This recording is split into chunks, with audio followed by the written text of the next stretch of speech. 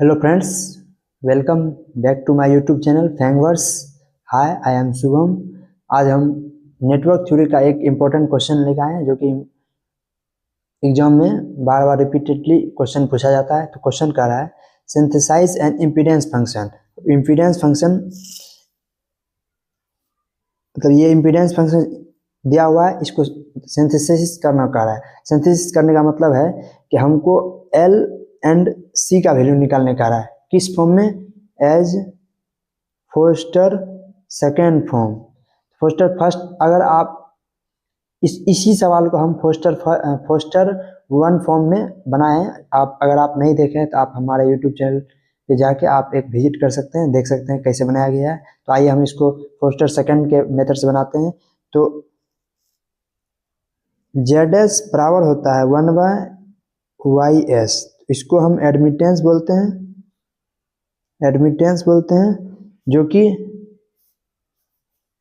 और इसको हम इम्पीडेंस बोलते हैं।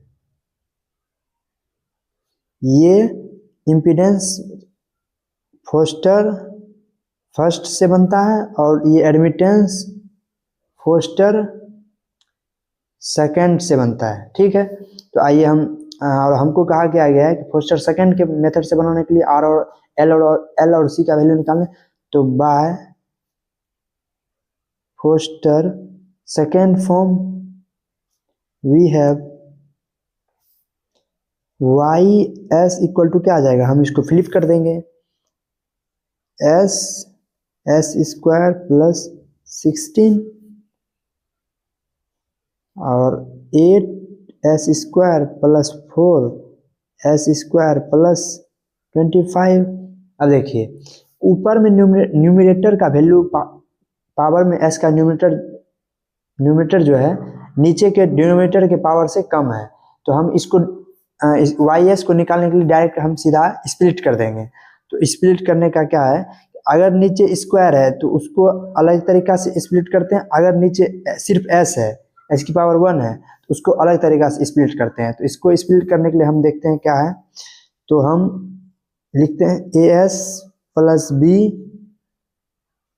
S square plus 4 plus C S plus D into S square plus 25 1/8 Y S. अब वाई एस ऊपर में ये है, तो हम इसको और इसका कोफिशिएंट और इसका कोफिशिएंट कंपेयर करते हैं। तो S cube plus 16s equal to 8 S square plus 4 square plus 25 equal to A S plus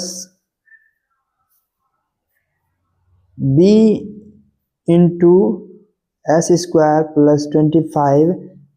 ये दोनों का एलसीएम लेंगे तो इधर जाएगा एस स्क्वायर प्लस 25। इसके बाद C S plus D into S square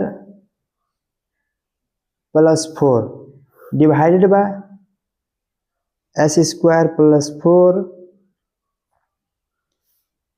1/8। यही रह जाएगा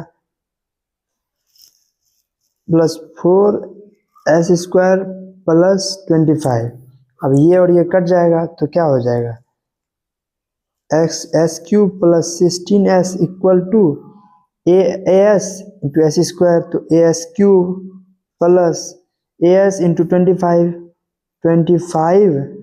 ए S plus B S square plus 25 B plus C S into S square C S cube plus C S into 4 C S plus D into S square D into S square plus 4d। अब हम back चलते हैं। इसी तरह क्या आ गया, इसका कोफिशिएंट और इस सब का कोफिशिएंट कंपेयर करते हैं। एस क्यूब यहाँ है, इसके में एस क्यूब क्या है, ए एस क्यूब और सी एस क्यूब। तो क्या आ गया, ए प्लस सी इक्वल टू 1। इसको हम फर्स्ट इक्वेशन मानते हैं। यहाँ 16s है और इसमें s का टर्म कौन सा है, ये है एक और ये है, दो ही टर्म है। तो क्या लिखेंगे, 25AS plus 4CS equal to 16S। S cut जाएगा, क्या आ जाएगा 25A plus 4C equal to 16, ये सेकेंड इक्वेशन। अब उसी तरह एंड देखिए यहाँ एस स्क्वायर का कोई टर्म है नहीं है यहाँ, लेकिन एस स्क्वायर टर्म है, क्या आ जाएगा ए एस स्क्वायर का टर्म है यहाँ पे और एक यहाँ पे एस स्क्वायर का टर्म है, तो क्या आ जाएगा B S square plus D S square equal to 0। यहाँ कोई एस स्क्वायर टर्म नहीं है। एंड यहाँ 4D है लेकिन यहाँ कोई टर्म नहीं है, तो 4D इक्वल टू 0 और D इक्वल टू 0 आ गया। हम पीछे चलते हैं, इसको हम थर्ड इक्वेशन मानते हैं। ना ना क्या था ए प्लस सी इक्वल टू 1, ये फर्स्ट इक्वेशन था। उसके बाद 25A plus 4C equal to 16, ये सेकेंड इक्वेशन था। और उसके बाद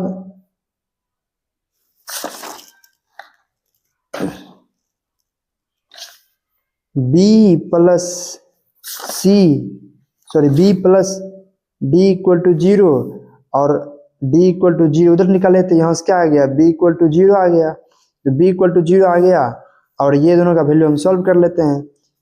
यहाँ से क्या आ गया C equal to 1 minus A, तो इसमें पुट करते हैं 25A plus 4 1 minus A equal to 16, तो 25A plus 4 minus 4A equal to 16, तो यहाँ क्या आ गया 21A इक्वल टू उधर गया 16 माइनस 4 इक्वल टू 12, तो A बराबर क्या आ गया 12/21, तो 4/7, तो क्या आ गया A इक्वल टू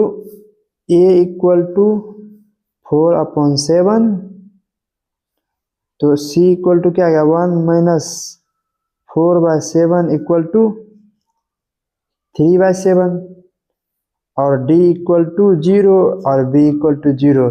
अब हम मेन इक्वेशन में पुट कर देते हैं, तो YS इक्वल टू क्या आ गया, क्या था AS plus B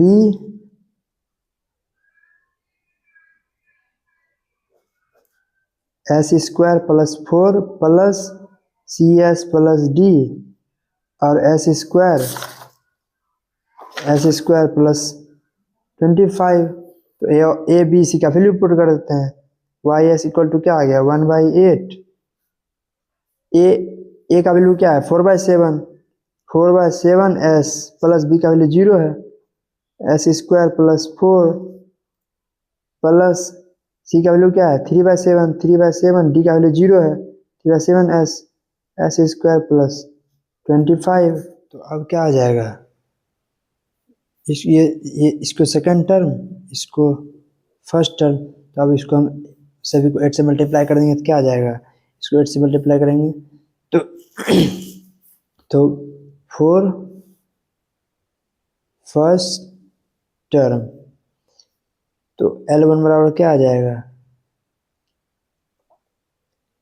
7/32 and C1 बराबर क्या आ जाएगा C1 बराबर 7/8 4 सेकेंड टर्म